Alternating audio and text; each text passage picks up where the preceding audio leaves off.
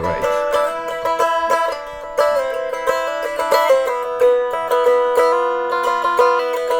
But like on this one, I can't do major. I can only do minor, at least in the open position.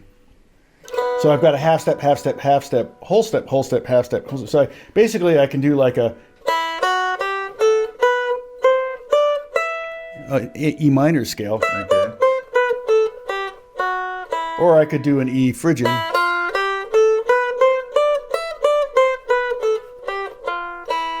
So it's kind of limited. Mm-hmm. You know, you have to kind of work with it. And actually, the composer actually bought this for me because he was doing a TV show on Netflix called Thai Cave Rescue. Okay. And so he wanted me to have an authentic instrument. So I just, got this. It actually has a giant,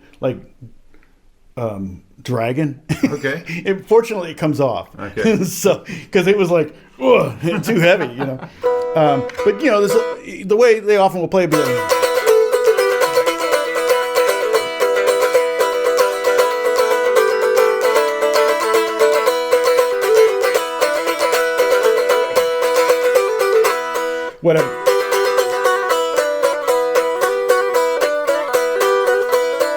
Whatever. And so some of the stuff he wrote, like, oh, that note's not here. I don't have that note, so I'd have to retune it to play a line and then retune it to play it, So I was constantly having to read. But that would be one of the instruments you would use. Why people would hire you to play this kind of weird. And I've actually just used this on a game just a couple days ago, and I actually bowed it. So I used a cello bow on it. Sounds really cool. Yeah. It's just a cool sound, but it's got this kind of choked sound, and I could actually.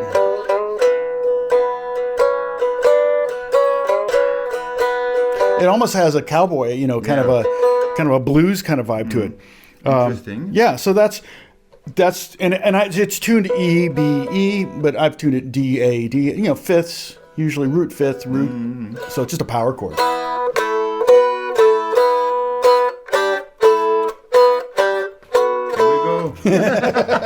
All right, let's see what else we have. Yeah. I'll show you. Show us another one. I love this. Okay, now we have another strange machine. Yeah, this is. What the hell is that? So it's like a 12-string fretless banjo.